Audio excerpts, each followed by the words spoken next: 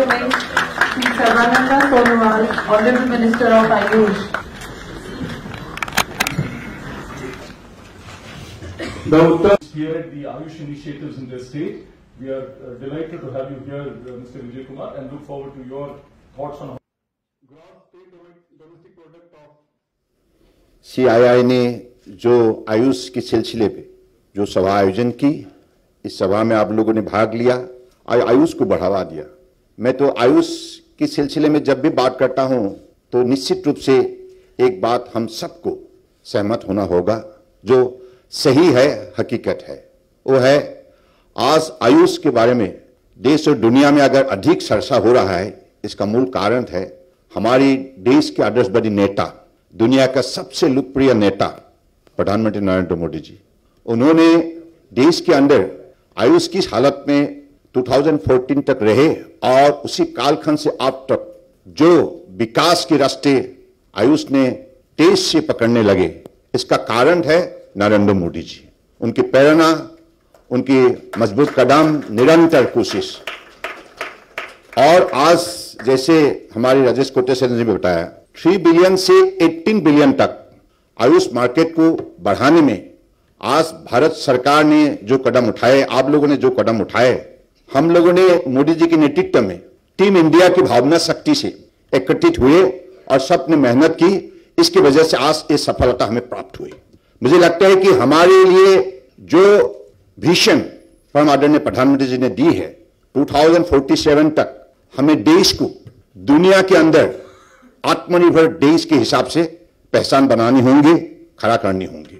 तो वो लक्ष्य प्राप्ति के लिए हम सबको अलग अलग सेक्टर में निश्चित रूप से हमें प्रतिबद्ध होना होगा, एक साथ मिलकर काम करने के लिए हमको मन बनाना होगा। तो आज CII आप लोग शुरुआत से ही आयुष को प्रमोट करके आए हैं, इसके लिए आप धन्यवाद के पात्र हैं। मैं चाहता हूं कि नई पीढ़ी आयुष के सिलसिले में, आयुष के बारे में डिटेल जाने, उनके पास जानकारी रहे, क्योंकि जब तक नई पीढ़ी इस विषय पर जागरूक नहीं होंगे, उजागर उनको नहीं कर पाएंगे हम, तब तक इस विषय को आगे बढ़ाना हमारे लिए मुश्किल होंगे। तो इसलिए मैं चाहता हूं इंफॉर्मेशन, एजुकेशन, कम्युनिकेशन, इस सिलसिले में आप भी जैसे आप लोग कदम उठाते आए हैं, और भी आपको अधिक मजबूत कदम उठाना होगा, क्योंकि आयुष से जुड़े हुए जितना भी स्टेक होल्डर्स है, सबको इस बात पर विशेष रूप से ध्यान देना होगा, क्योंकि ये शक्ति हमें प्रकृति से मिली है। और इसलिए मैं तो प्रकृति का एक प्रेमी हूं। I am a lover of nature. That is why I have special affection, inquisitiveness, हमारे एपेटाइट, ये सब मुझे जानने के लिए मैं हमेशा इच्छुक रहता हूं। सिर्फ हमें ढूंढना होगा, खोजना होगा, प्रकृति में कौन सा पेड़, कौन सा पौधा में क्या क्या शक्ति है, मेडिसिनल क्वालिटी कहां कहां बसा हुआ है, इनको हम अपने अनुसंधान के जरिए, अपनी टेक्नोलॉजी के द्वारा उसको हम कैसे दुनिया की मानव समाज में इसकी सही जानकारी हम खड़ा करें, सही जानकारी दे, ताकि हर प्रकृतियों में बसा हुआ शक्ति से हम अपने जीवन को निश्चित रूप से मजबूत बना सकते हैं, सुशासन के मालिक बन सकते हैं, तंदुरुस्त अपने हो सकते हैं। तो मुझे लगता है कि जो शक्ति प्रकृति में बसा हुआ है, अब हमारा दायित्व है इसको हम शिक्षा यानी कि एजुकेशन, रिसर्च के जरिए हम उसको कैसे डेवलप करें और अपने आइडिया को सही दिशा पर इस्तेमाल करके हम इसको मानव समाज के लिए कैसे सही उपयोग करें। तो मैं आप लोगों से यही आग्रह करता हूं कि अब जो नई पीढ़ी है उनको हम कैसे निश्चयता दें, क्योंकि CII आप लोग इंडस्ट्री को विशेष रूप से देखते हैं, प्रोडक्शन सेक्टर में, रिसर्च सेक्टर में आप लोगों का बड़ी भूमिका है। तो मैं चाहता हूं कि अगले दिनों में ऐसे ही उसको देश भर में आप अधिक उसको फैलाए, एक्सपांड कीजिए, ताकि देश के अंदर जितना भी हमारा प्रदेश है, हमारा यूनियन टेरिटरीज है, और जहां बायोडाइवर्सिटी का मूल केंद्र है, जैसे we have been blessed with 8 numbers of biodiversity, strongest hotspot of biodiversity in India. उसमें क्या क्या है, जैसे नॉर्थ ईस्ट, परम आदरणीय प्रधानमंत्री जी ने अपने मीडियम स्पीच में जब उन्होंने उल्लेख किया, तब देशवासियों को जानकारी मिला नॉर्थ ईस्ट में प्रकृतियों का कितना संपदा, संभावना और शक्ति बसा हुआ है। और उन्होंने उसी कालखंड में उन्होंने देशवासियों को कहा, ये जैविक केंद्र हमारे लिए मजबूती से बन सकता है। उसी हिसाब से उसको सुरक्षित करना होगा। यानी कि economy and ecology and environment उनको साथ साथ ले जाना होगा। Economy not at the cost of ecology and environment, यह स्पष्ट होना सही है, क्योंकि हमारे लक्ष्य है पर्यावरण को सही रखना। अगर क्लाइमेट जिस हिसाब से आज दुनिया में परिवर्तन हो रहा है, जिसके लिए मानव समाज के लिए बहुत बड़ी दिक्कत खड़ा हुई है, तो उसका साथ हम कैसे मुकाबला करें। मुकाबला करने के लिए हमें निश्चित रूप से अपने बायोडाइवर्सिटी का ख्याल रखना होगा। बायोडाइवर्सिटी प्रमोशन के लिए हमें कदम उठाने होंगे और हमारे इकोलॉजी एंड एनवायरमेंट हम कैसे उसको सही प्रिजर्व करें, प्रमोट करें, इस विषय पर हमारे मानव समाज की बड़ी एक भूमिका है। हमने कहा हर दिन हर घर आयुर्वेदा, और इसके बारे में जन संवाद हो, जन भागीदारी हो, जन आंदोलन हो, ताकि हम जन आरोग्य रह सके।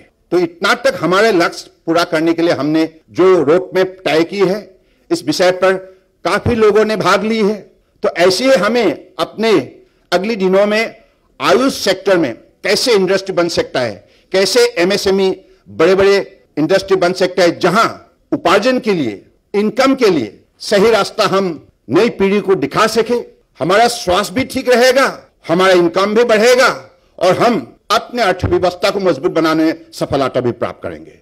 तो सारी विषय पर कहां कहां कैसा शक्ति है, ये इनोवेटिव आइडिया हमें उसको दिखाना होगा, नई पीढ़ियों को सिखाना होगा। How research can give you the opportunity to excel your ability, to excel your talent, how the education, how research, how the product, how all this kind of, activities involved into the entire exercise.